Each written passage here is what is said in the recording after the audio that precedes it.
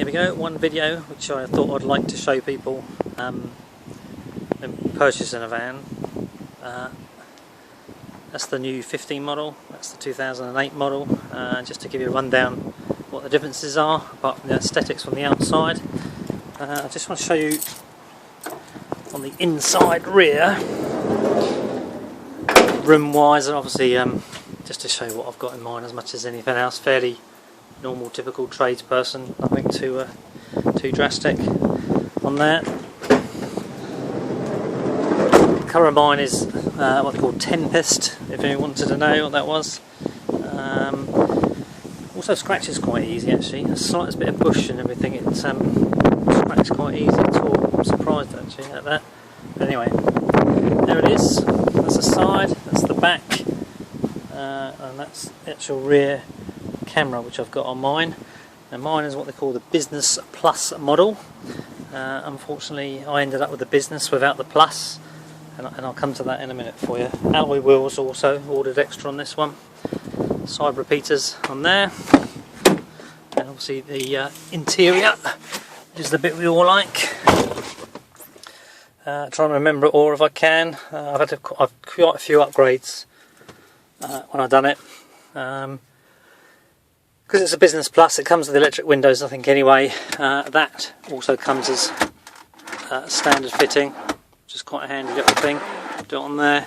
The seat, if you wasn't all too aware, excuse me, comes down like so, and that ends up like that. That's quite neat, although I don't actually use it. Up. The seats are also supposed to be a different trim, but I didn't get that on mine. What I also never got as a Business Plus was the rear sensors, and they tried to tell me that it didn't come with the rear sensors because I'd ordered the rear camera, but I got onto Renault and that's definitely not true, and now that's all in trying to be sorted out at the moment. I also didn't get digital radio either. Now, funny thing with this is I've got the upgraded sat-nav pack on it, and I queried this, funny enough, with another gentleman who had the exact same van as mine. He also had the sat-nav and also didn't have the digital radio, so I'm not sure whether that comes under Renault's policy of pay more, get less. I'm not sure, but that's pretty much what's happened with me really. Cruise control I've had put on it, which are these little bits and pieces here. I do a lot of motorway driving, so it was all nice and easy. And also I've had climate control put in. The first time I've ever had that. I've had air conditioning all last 3 vans that I've had, and it's actually quite efficient on the Renault Master. Whether that's because it's more efficient or it's just the cab that makes it efficient because of smaller space, I don't know. But I forever finding I was turning it on and off trying to keep the temperature, because it was either quite cold or not. So I upgraded to the climate, and I actually think that's quite a neat little upgrade. I also, funny enough, didn't like the controls on the heater one. It's just a personal point of view. But inside the cab, as much as anything else, there's cubby holes absolutely everywhere. Glove compartment, which also works on the air conditioning and keeps it cool. That one under there like so. And then you have to lift up the seats, and all the gear goes in the bottom of that. And this here, I don't really know what it's meant to do. It's a wide angle mirror of some description or something. I've never ever used it, to be honest with you.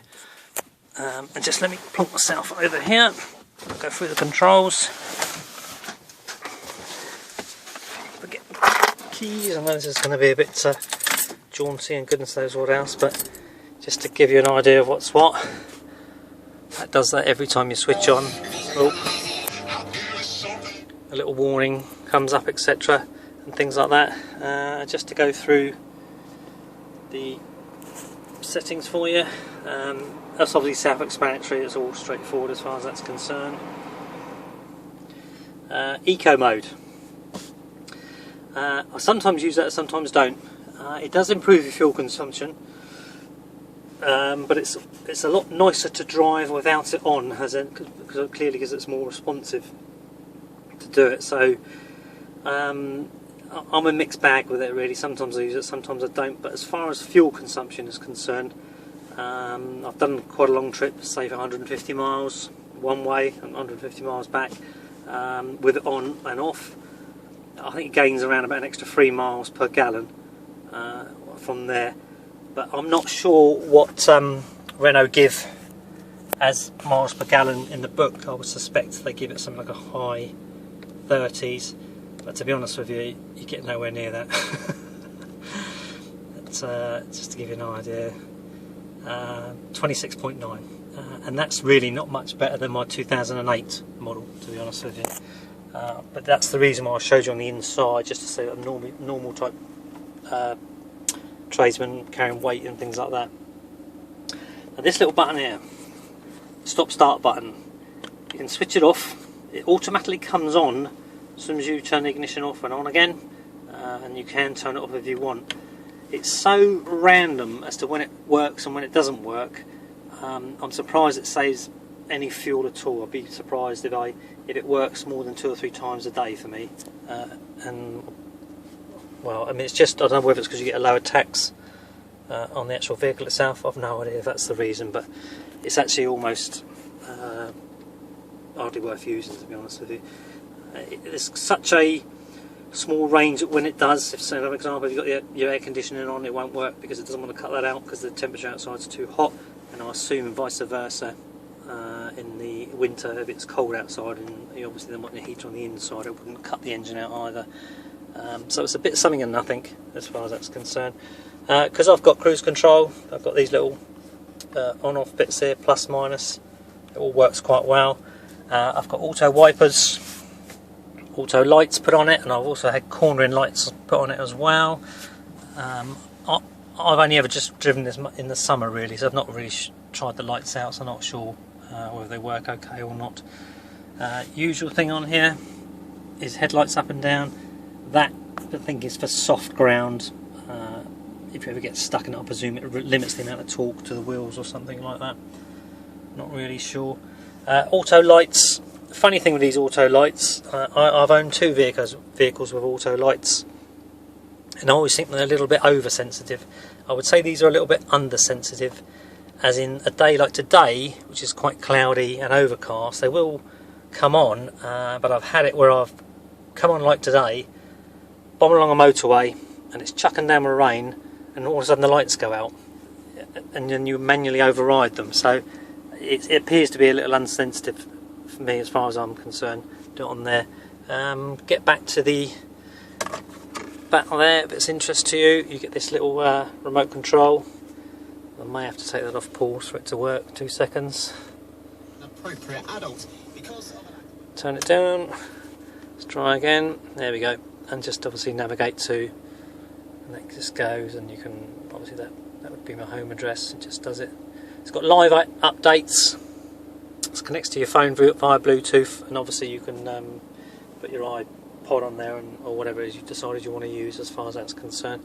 It's quite good, as in that obviously it's got the live update, it gives you the information, but gives you an alternative route as you're going along if you want it. But the only problem with that is it's stuck in that holder like that, and you simply can't just press yes without removing it from the holder and actually making it work.